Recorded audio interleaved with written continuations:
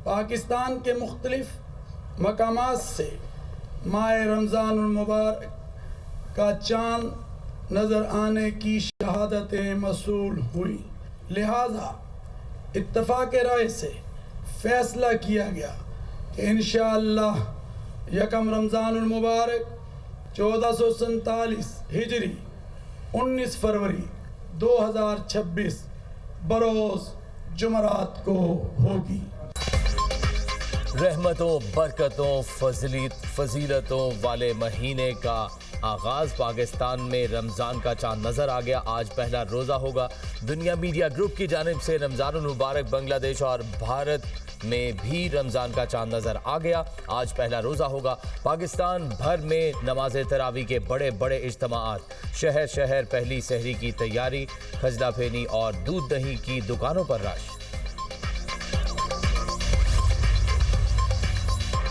हुकूमत का सहरो इफ्तार में बिजली की लोड शेडिंग न करने का ऐलान। वफाकी वज़रा अवैस लखारी और अली परवेज़ मलिक की मीडिया से गुफ्तगू। कहा, नुकसान वाले फीडर्स पर भी सहरो इफ्तार के औकात में लोड शेडिंग नहीं होगी।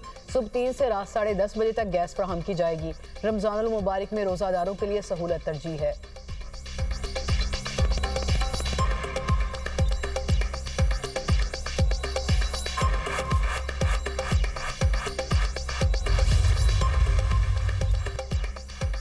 गरीब की फरियाद मुनाफाखोर आज़ाद। रमज़ान आते ही महंगाई का जिन बेकाबू, शहरियों को सहरो अफ्तार की फिक्र। मसाला जात, आटा, बेसन, दूध, दही, फलों की कीमतों में इजाफा।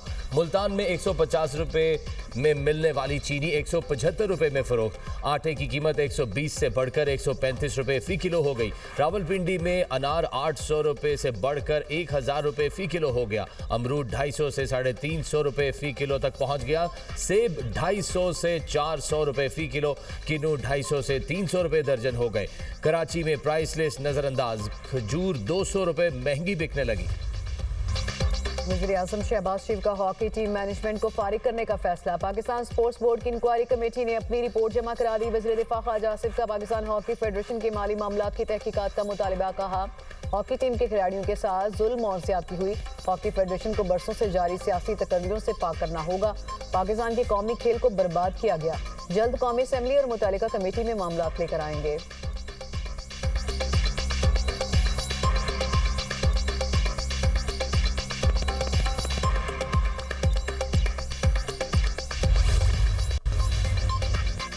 सुप्रीम कोर्ट ने पंजाब हुकूमत की बानी पीटीआई और बुशरा बीबी की जमानत के खिलाफ अपीलें वापस लेने पर निपटा दी। पंजाब हुकूमत ने जमीन के हसूल में इख्तियारात के नाजायज इस्तेमाल और जमान पाक से मुतालिक मुकदमात में जमानत के खिलाफ अपीलें वापस लीं।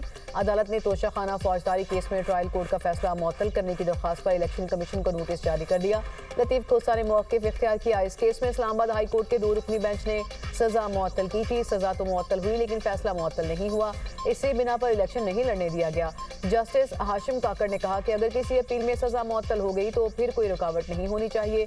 इलेक्शन में भी कोई रुकावट नहीं होनी चाहिए।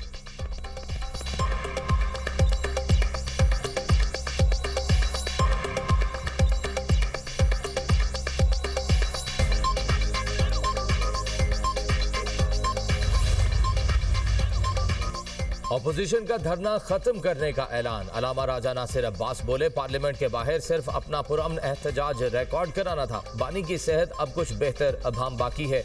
बहनों और डॉक्टर्स को बानी से मिलाया जाए ताकि वो मुतमईन हो सके।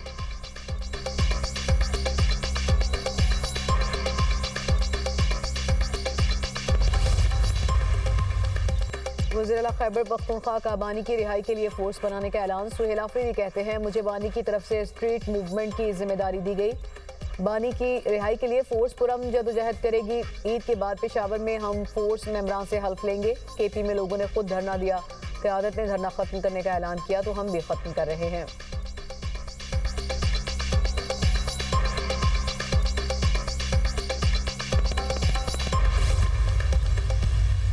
डील वो कर रहे हैं। डील 3-4 दफ़ा हुई है, मैच्योर नहीं हुई। कभी आलमी कुव्वतों के दबाव पे और कभी इंटरनल दबाव से।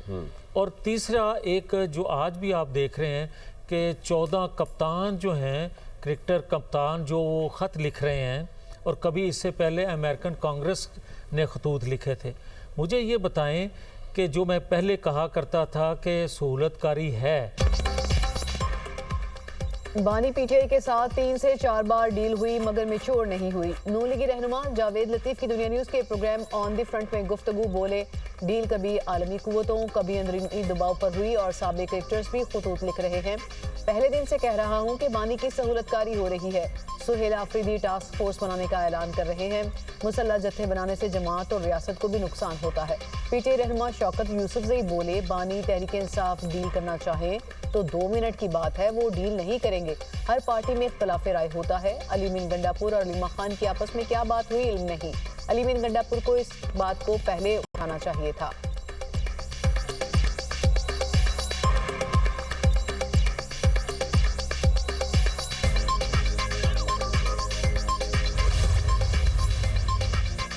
पाकिस्तान में दहशतगर्दी अफगानिस्तान और भारत की प्रॉक्सी वॉर का नतीजा। वजीर दिफा ख्वाजा आसिफ कहते हैं, काबुल से अमन की जमानत ना मिली तो अफगानिस्तान में फजाई कार्रवाई का ऑप्शन मौजूद है।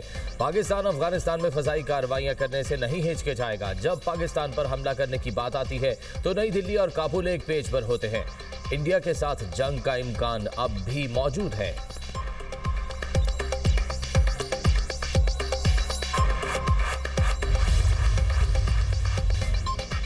पेशावर में 9 मई मुकदमे में नामजद 9 मुल्जिमान ताहाल मफरूर। मुकदमे में एक सूबाई वजीर, मुतादिद अरकान असम्बली और वर्कर्स शामिल। पेशावर की इंसदाद दहशतगर्दी अदालत ने गुज़श्ता समात का तहरीरी हुक्मनामा जारी कर दिया। हुक्मनामे में कहा गया है, 9 मई 2023 को मुश्तइल मुजाहिरीन ने रेडियो पाकिस्तान पर धावा बोला था।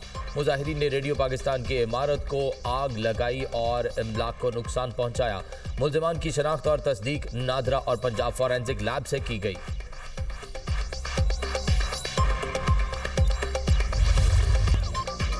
रावलपिंडी के इलाके कासिमाबाद में जिरगे के दौरान फायरिंग, 3 अफराद कत्ल। मकतूलीन में शौहर और उसकी 2 बीवियां शामिल।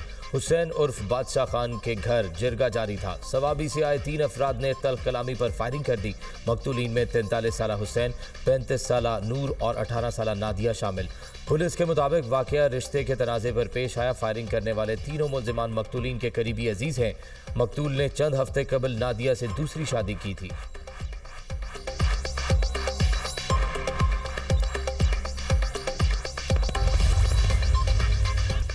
ट्रंप इंतजामिया ईरान के खिलाफ बड़े फौजी ऑपरेशन के करीब है। अमरीकी मीडिया का दावा, कहा अमरीका ईरान के जौहरी और मिसाइल प्रोग्राम को निशाना बनाने की तैयारी कर रहा है।